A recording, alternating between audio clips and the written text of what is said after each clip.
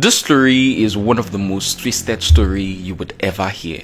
Let me explain. So this lady goes by the name Cassie. When she was around 19 years old, she got pregnant and gave birth to the young girl beside her, whose name is Kaylee. After Cassie gave birth to Kaylee, her parents in their own mercy allowed her and Kaylee to live with them. While living with her parents, Cassie wasn't just staying indoors. Rather, she was working for a company, or so everyone thought. And everything seemed to be going well. But then one day, Cassie received a call from the company she works for, and they told her they wanted her to come do some work. So Cassie notified her parents, carried her daughter Kaylee, and together they left in her own car for this so-called job. And that's when things began getting crazy. After a couple of days, Cassie did not return home as her parents expected her to. And so they called her to find out what was up. And Cassie told them that the reason for her not returning was that her company had sent her to go to another city and continue with the job she was doing. And as a result, she would be away for a longer time. She further told them that due to the whole work thing, she had to leave her daughter Kaylee in the hands of a nanny named Zenaida so she could focus on the job at hand. Cassie's parents, on hearing this, felt everything was fine, but they became worried when for the next couple of days, Cassie no longer communicated with them. She didn't tell them how the job was going, and more importantly, how her daughter was doing in the hands of the nanny. They became even more worried when they received a notification from a tow company telling them to come pick up Cassie's vehicle, which they had just towed. And at this point, it was already 2.5 weeks Cassie left for this so-called walk with her daughter.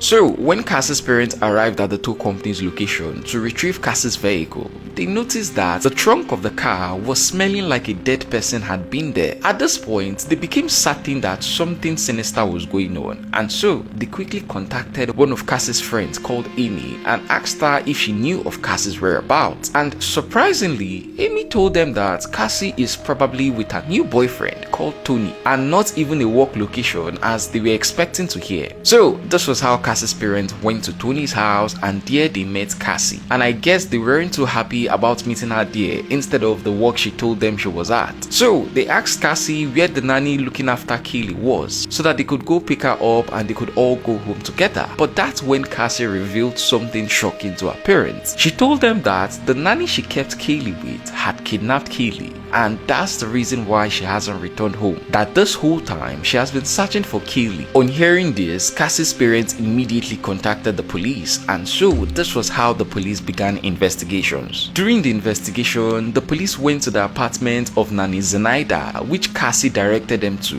But when they got there, they discovered that no one by the name Zenaida lived in that apartment. The police, confused, then asked Cassie how she met Zenaida in hope of getting more clues of where to search for. And then Cassie told them that Zenaida used to work with her at her company, and that's how she met her. However, when the police did more investigation, they found out that no one by the name Zenaida has ever worked at Cassie's company. In fact, there was no proof that the so-called Zenaida lady even existed. To make things worse, the police further discovered that Cassie as well was no longer working at that said company. In fact, the company had sacked her 1 year ago. The police continued investigating, and eventually they finally understood what has been happening this whole time. Allegedly, what truly happened was that Cassie, for reasons best known to her, unalived her own baby girl Kaylee using a harmful liquid called chloroform and a duct tape. Then she loaded the corpse in her car trunk and then dumped it in a location not too far from her parents' house. And then she went to hang out with her friends and boyfriend. The story of her company calling her to come work was a lie she conjured so that she could carry out her evil plans, allegedly. The story of her leaving her daughter Kaylee with Nanny Zenaida was also a lie. In fact, Nanny Zenaida doesn't exist. She made it all up. As soon as the police discovered all this, they arrested Casey and charged her to court for giving false information to the authorities and also ending her own child's life. But here is where the case gets even crazier. Now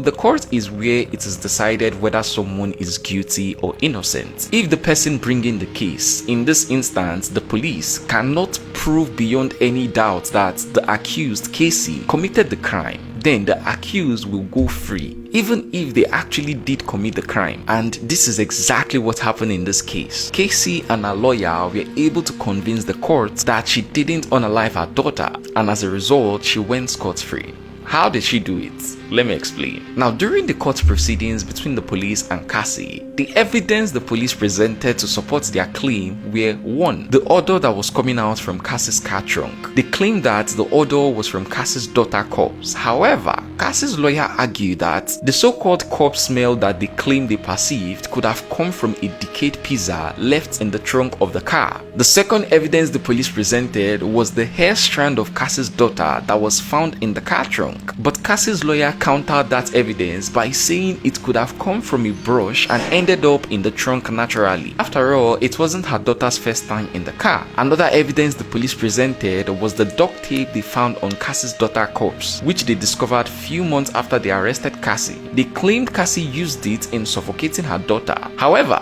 Cassie's lawyer defended Cassie again by saying someone else could have placed it there, since Cassie's DNA or fingerprints weren't on it. This was how Cassie's lawyer kept on defending her. The police presented other evidences, but Cassie's lawyer countered every single one of them. And so, because of all this, the police were unable to prove beyond a reasonable doubt that Cassie was responsible for unaliving her own daughter. And as a result of this, the court found Cassie innocent. The only thing they found her guilty of was providing false information, that is, lying about the nanny and still working at the company she had left a year earlier. And for that, she was sentenced to only 4 years in prison. However, because this court case took 2.5 years to conclude and Cassie had been in jail the entire time, those years were subtracted from her sentence. Additionally, due to good behavior while in jail throughout this time, her remaining sentence was reduced to just a week and a few days, along with some fines. And after a few weeks after the sentencing, Cassie came out and she is now a free woman. Ladies and gentlemen, this was how Cassie walked freely after allegedly unaliving her own daughter. Now, fast forward to 2025, Cassie opened a TikTok account and a lot of people were not happy with it, especially mothers, because of her past, that is, unaliving her own daughter, allegedly. So yeah, that's the story. I tried my best to summarize it and I hope you guys really enjoyed it. Follow me for more crazy stories. I'm Caleb and I've uncovered this case.